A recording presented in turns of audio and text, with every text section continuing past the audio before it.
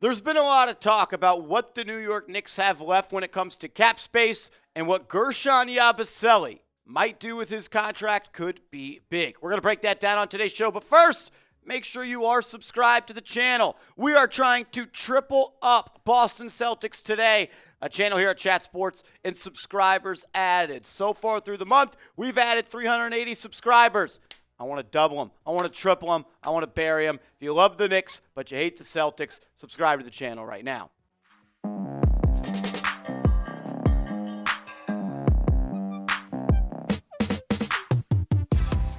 You're watching Knicks Now by Chat Sports. I am your host, Marshall Green. I appreciate everybody for being here as we talk about Guerschon Yabusele, the newest New York Knick, and why what he is rumored to potentially be doing with this contract could change a lot for the New York Knicks. I want to go back to this tweet from Shams Charania when he broke the news, saying that Guerschon Yabusele is expected to sign a 2-year, $12 million deal with the New York Knicks, and the second year in that contract being a player option. 2 years, $12 million. That would be the full taxpayer mid-level exception, which would mean that the New York Knicks are hard capped at that second apron. And if they do give him that full taxpayer mid-level exception, they would not be able to afford another veteran minimum contract on it. They would have to essentially sign 2 players to minimum rookie scale contracts. And you look at where the Knicks are with their cap sheet, and shout out to Bobby Marks for doing all of this. Based off of Yabusele signing a 2-year, $12 million deal, the Knicks are at $204 million in salary. And they are $3.8 million away from the second apron. Meaning they have to find a way to sign 2 players for $3.8 million, or $3.7 million, because you can't cross over the second apron. And if you want a veteran minimum player, that literally is just not possible. We kind of did a rough estimate of what the taxpayer mid-level exception would be, and it's a 2-year, $11.6 million deal.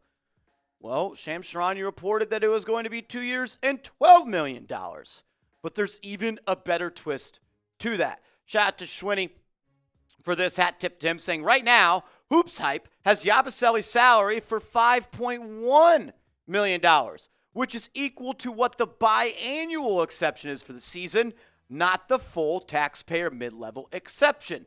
This would give the Knicks much welcomed breathing room under the second apron to fill out the roster with veteran minimum deals. If Guerschon Yabusele takes $5.1 million instead of $5.6 million, that would be huge for the New York Knicks, because they can go out and add another veteran minimum guy, and they could fill out this roster instead of having to sign Mohamed Diawara and James Najee to vet or minimum scale rookie contracts. Essentially saying you could add someone else to this team that could help. And the Knicks, they need all the money and all the space that they can create under the second apron, because you cannot exceed it. And while maybe $500,000 doesn't sound like a lot in the grand scheme of things, it also gives you flexibility throughout the years. And there are bonuses tied into some of these players' contracts. And if those bonuses hit, you still have to stay under the second apron. So it gives you flexibility. It gives you breathing room. It gives you a lot more space to not cross over that second apron, which you literally cannot. And it gives you the opportunity to go out and sign a veteran and minimum guy that can contribute.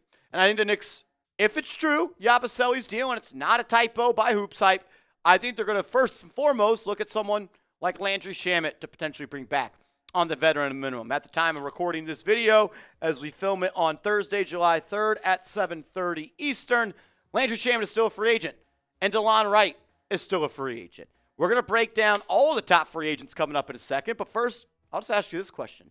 If you could choose one of these vets to come back to the Knicks, which one would it be? Is it Shamet?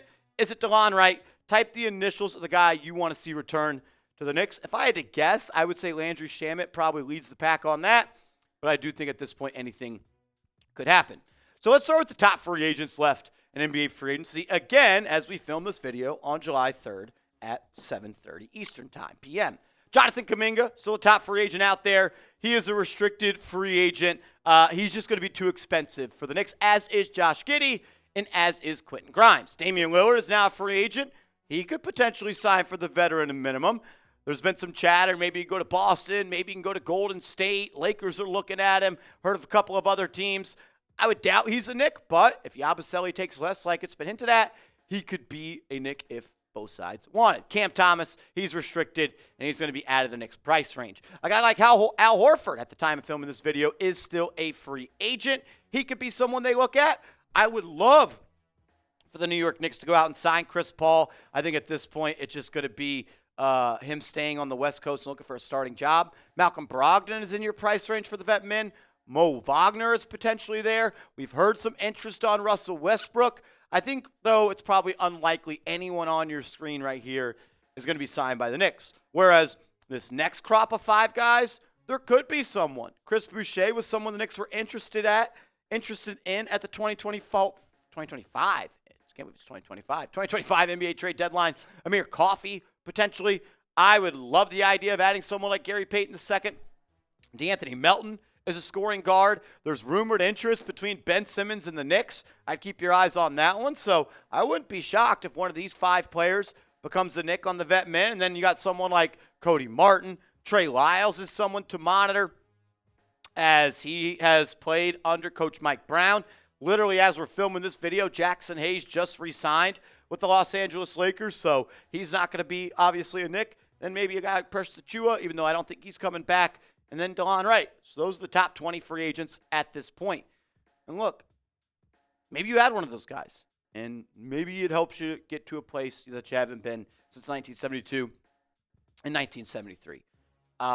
I would be okay with a couple of those guys. At the end of the day, it is a veteran minimum contract, and there are more than 20 free agents still available. Al Horford would be a good add to this team. You could use always another body at the center spot. Russell Westbrook has been linked to this team. Is there a role for him at this point any longer? Does the addition of Jordan Clarkson kind of eliminate the need for Russell Westbrook? I'm not so sure. I love the addition of Jordan Clarkson. Like, he could score it. Can you have a backcourt of Clarkson and Westbrook? I'm not so sure. Like, Leon Rose, if Yabusele does take that cheaper deal, he needs to go out and find a veteran for the veteran minimum, then go out and help this team. Excited about it. Yabusele already taking a discount. He hasn't even played here. He's going to be a fan favorite here, guys. I really, really do think so.